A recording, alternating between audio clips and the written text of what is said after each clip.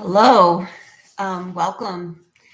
Today I am sharing about the new moon in Pisces that is coming up Sunday, March 10th. It's a very auspicious time. It is a lot about the endings of things, right? Pisces is the last sign of the zodiac, right? So the spring equinox is the start of Aries, and Aries is the first sign. So, and it's a fire sign. So we kind of come off running, right? So Pisces is a water element sign. And I think about all right, so I'm not gonna. It's not easy. I'm trying not to be too heavy, but Pisces is heavy. It's it's full. Like I think of like a sack of water. It's full, and the dam breaks kind of at this time when it's new moon. Uh, it's very inward, right? So the sun and moon are both in Pisces. So that's our conscious and our subconscious.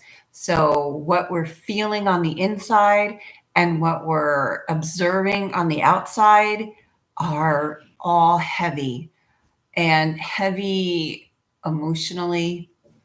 It's just a lot, right? And that's what Pisces is. That's the theme of Pisces. And Pisces tends to want to escape from this because it's so much that they're like, get me out of here, you know?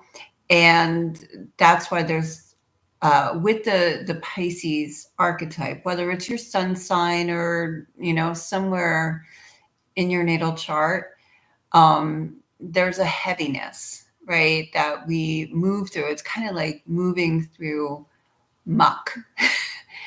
And yeah, the heaviness and the holding it, we want to escape from it. And so we may go to other things that distract us because it's like, I don't want to deal with this now. Like, I'd rather take a nap.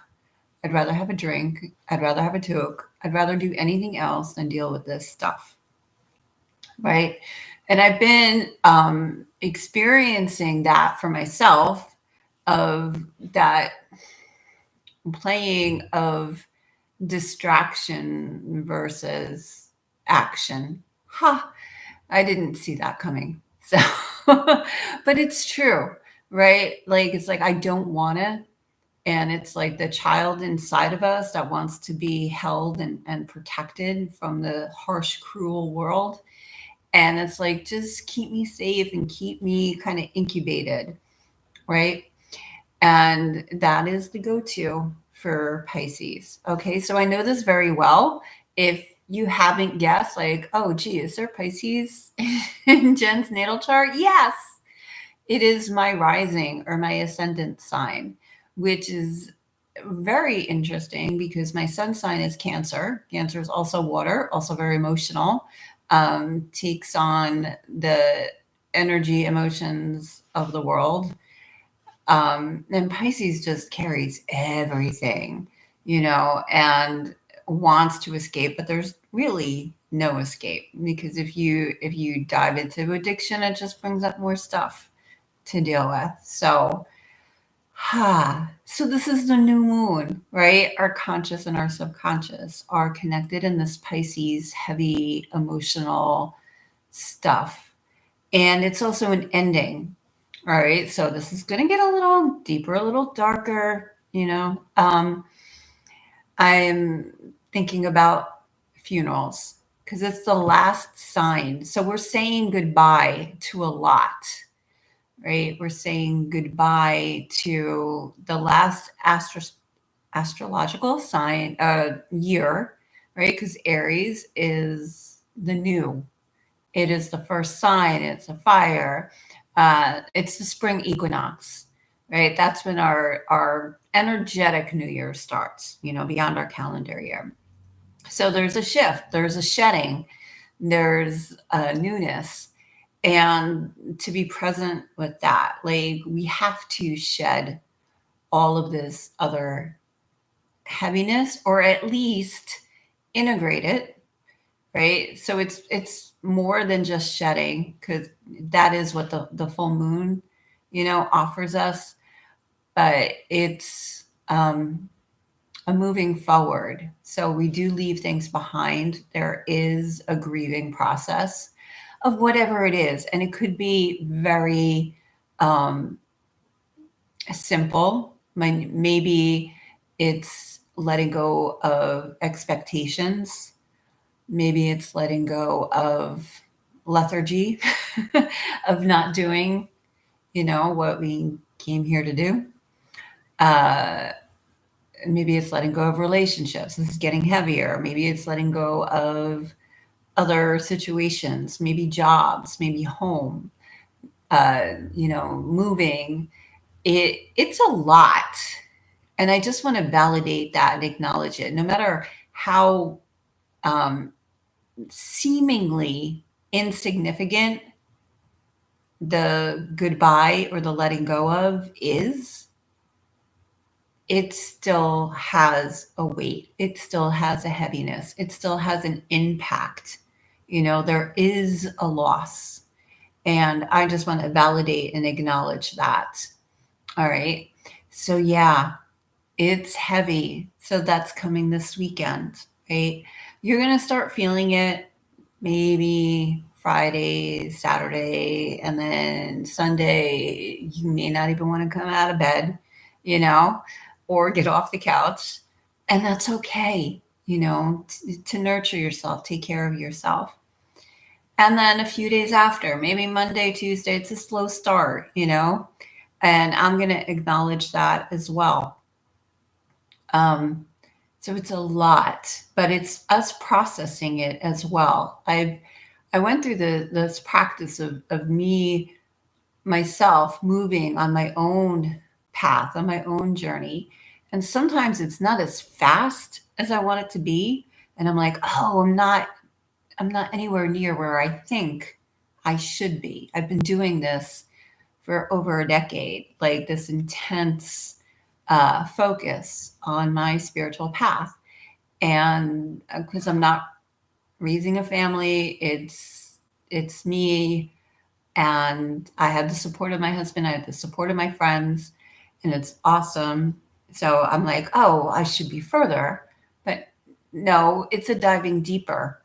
And that really is reflectant of this new moon in Pisces. It's going deeper, and it's going in the direction that you're choosing, right? It's like, I got to heal this. I need to take care of this.